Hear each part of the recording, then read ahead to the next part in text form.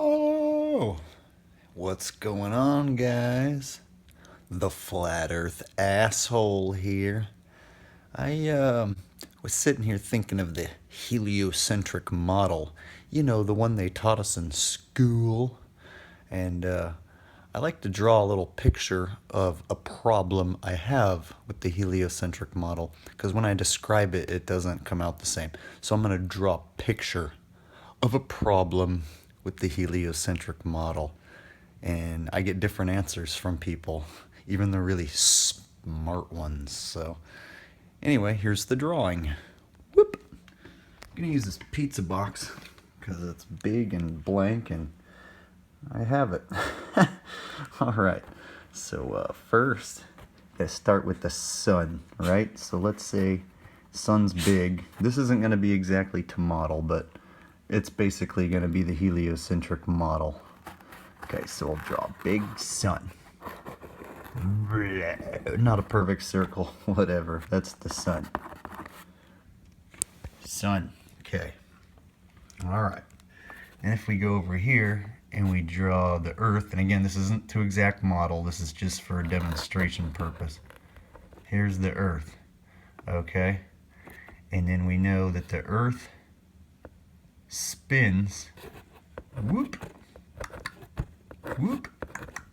Well, that's what we're told. The Earth spins, and then it also goes whoosh around the sun, right? Okay, so we got the Earth spinning, got the sun. The other planets right now don't matter for this demonstration. So you got the sun spinning, and it goes around whoop, the sun. Okay, that's the model we're taught, right? Okay, so now let me go ahead and draw the United States. I'll just draw this little thing. We'll call that where I live. Okay, so if that's my country right there, and I live on that, and at nighttime I'm facing this way, away from the sun. So that means, whoop, this is night sky out here, and I'm seeing stars out here, right? So like here's like, you know, the Big Dipper and Orion's belt and like Satan's ass crack and Michael Jackson's dead aborted fetus. So yeah, all those cool constellations, right, that you see, because it's nighttime when you're looking this way and it's daytime when you're looking at the sun, correct? Okay, so let's say this is January. So 6 months later, January, February, March, April, May, June, July, you know, June, July, half the year later, you're over here. Whoop, there's the Earth, right? So at the beginning of the year, you're over here, and then half a year later, 6 months later, you're over here. And now, there's your continent, your country, and now you're looking this way. Okay? So, why are we still seeing the same fucking stars?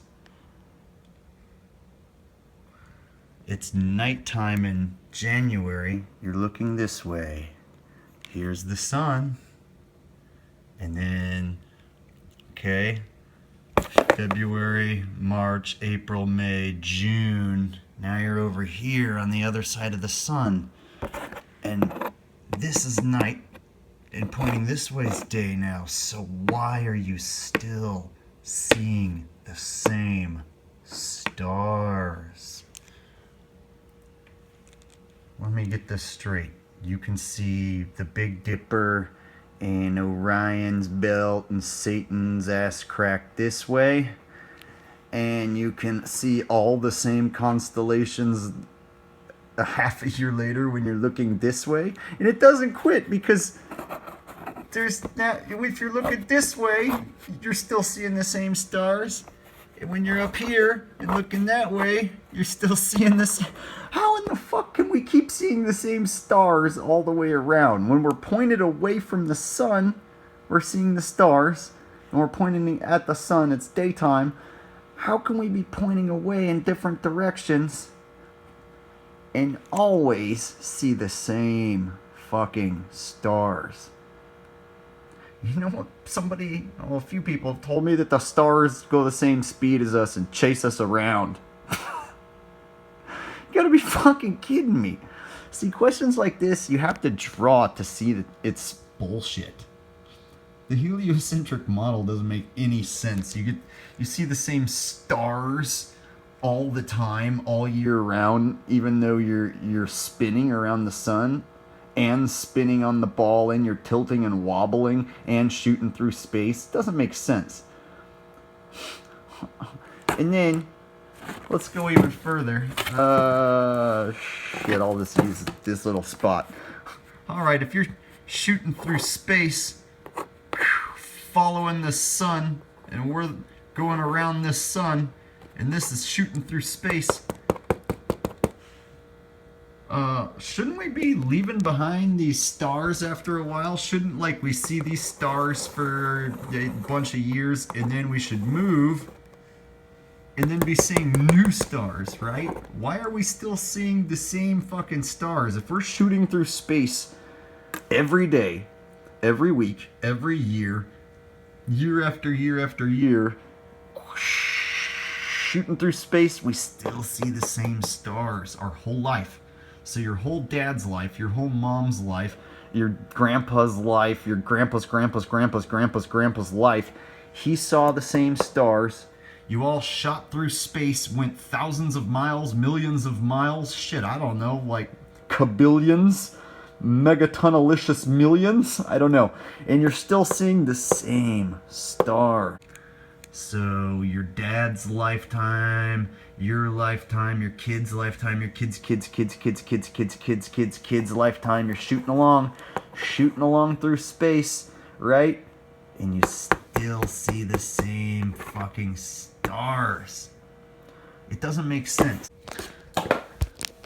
How does that work? The same stars forever? They just follow us around, man.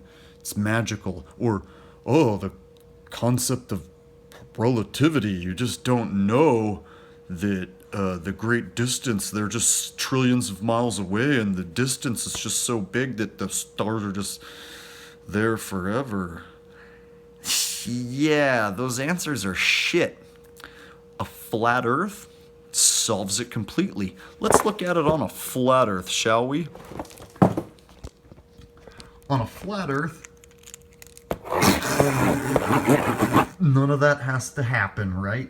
Because the sun and the moon just rotate over the flat Earth. So you don't have to be on a ball spinning through space seeing stars in different spots that would be impossible. Oh, how does this one work? How does this work on a flat Earth? You don't shoot through space, so you don't shoot through space. So that's why you see the same stars. See the stars? These are stars, right? You see the same ones because you aren't moving. There is no shooting through space. There is no whipping around the sun and spinning and tilting and wobbledy-dirling. Wobbledy-dirling? I made up a new word. So as you can see, the heliocentric model is garbage. All you have to do is draw it on some garbage, and you'll see that it's garbage. One more before we go. So if you have the Earth, and let's say you have a device like this drill digger, and you're gonna drill down and go from America, let's say you're in America up here, whoop, and China, you're gonna go down to China. You've heard that, from America to China, and pop out the other side. So if you're in a drill, and let's say you can go through this molten core, and you drill all the way through to the other side, right? You create this hole. The problem is everyone on this side is going to be standing in the other direction. They're going to be standing upside down. So when you get there, your drill would come out of the ground, everyone would be looking at it, seeing it come out. What would keep your drill from just falling back down the hole that it came out of? Right? And if you did fall back down, do you go falling back into the sky? So it's basically impossible, even if you had a drill that could go through the core, you can't drill all the way through the earth and come out to the other side. There would be people and buildings upside down. So there would be a hole in the ground, right, that you come out of. What would cause you to just fall right back in the hole? So I've heard that you would just go to the center and just levitate in the center. It's an interesting paradox, this digging through the earth, because then you have a hole on one side and a hole on the other. So if you jump in the hole here, you go falling, but you can't go shooting out of a hole on this side into the sky. Same with if you jumped in a hole in China, you can't go shooting out of a hole in America. So that puts you like stuck hovering infinitely in the middle. Isn't that stupid that that could be a possibility? So to cover up this whole thing, they said, there's a molten core right here. You can't do that. It's molten. And it's like, are you sure? Because the most we've ever been down is like 8 miles. Like, beep. We've never been down to this supposed molten core. They say it exists, but I think it's just to cover up the fact that if you try to dig a hole all the way through, it would open up the paradox that the circle, ball, globe, earth is bullshit. So stick a fucking fork in it, or an ink pen rather. I hope this was a enjoyable illustration. And please feel free to debunk this by copying and pasting NASA's answer. I'm sure the sheep will eat it up. So until then, it's the Flat Earth asshole signing out.